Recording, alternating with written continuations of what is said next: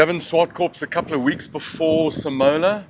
Big change, slicks instead of the Mickey Mouse road tyres. What's up? Correct. So I've only ever done road car category in Classic Car Friday, and we've done well. We've always podiumed. This year I thought let's take it up a notch, so we're putting a road car to the race car category, but I get to put on some semi-slicks. These are, well, formally semi-slicks, but they're quite slicky. But it's not a, I mean, this didn't come out of Ingolstadt or wherever they make these cars with the same spec that it's got in. It's got a 3.2 Goa motor in it. Correct. So, I mean, I build these cars. My business builds these cars. This is our race car. This car is 80% carbon. It's very light. It's under 950 kilograms. It's about 940 kilograms.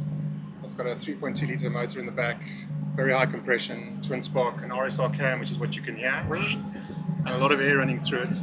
But it's still a full steel kind of chassis. It's still got its full seating. It's even got its heater in it, so at least the ability to keep cool and warm. So it's a road car, but it's, I mean, I drive a lot of 911s. This is the best concentrated feeling of a 911 I've ever had the pleasure of driving. It is unbelievable. And it's still an air-cooled one, eh? Yes, totally So, air-cooled. there's that whole debate about the real 911 stopped with air cooling, blah, blah, blah, blah. And you're an old school guy. This is what you really do like, the lightness, the simplicity of it, as opposed to something like a GT3 RS.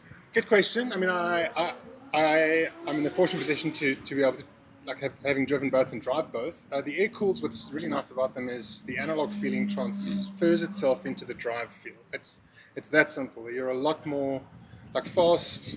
Kind of speed is a number, but fast is a feeling, and that's what you get from these cars. But then, visceral. It's absolutely visceral. But then, by the same token, and that, by the way, isn't necessarily air or water cooled. It's just the fact that there is no intervention in these cars. Yeah. It's purely mechanical.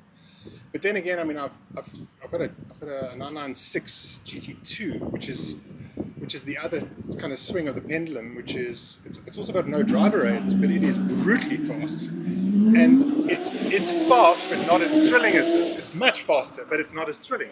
This thing, you come around the corner, it's crazy. It's a lovely debate, that. What do we get out of driving cars fast is a thrill. Absolutely.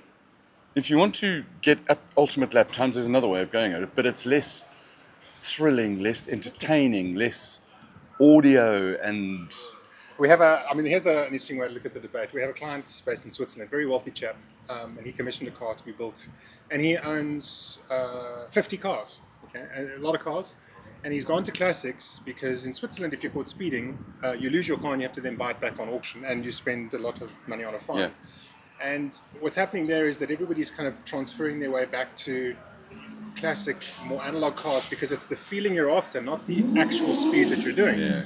I mean, the as another kind of counterpoint is I race Cobras at SAS. Yes. That's an open car, and I've just realised getting into this car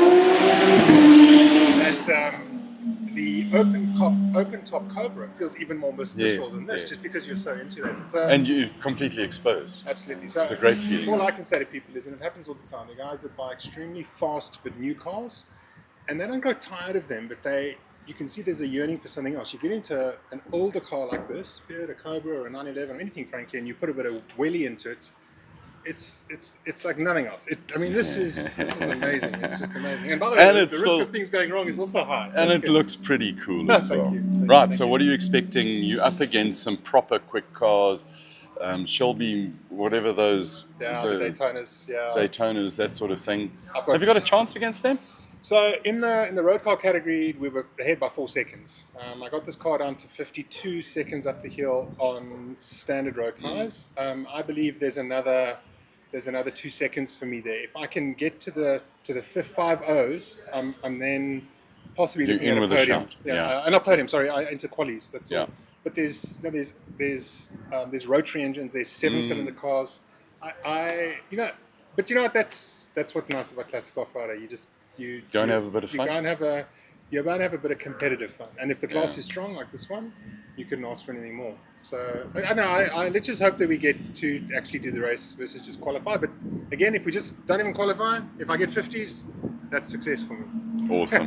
Well, good luck. Thanks, Colin. Glad your testing went well. No, it's good. One more setup and then she's good to go. I'll be here next Wednesday just to do a final, and then she goes on the truck. Awesome. We'll see you up the hill. Thank you. Take care. Thanks, Gavin. Cheers.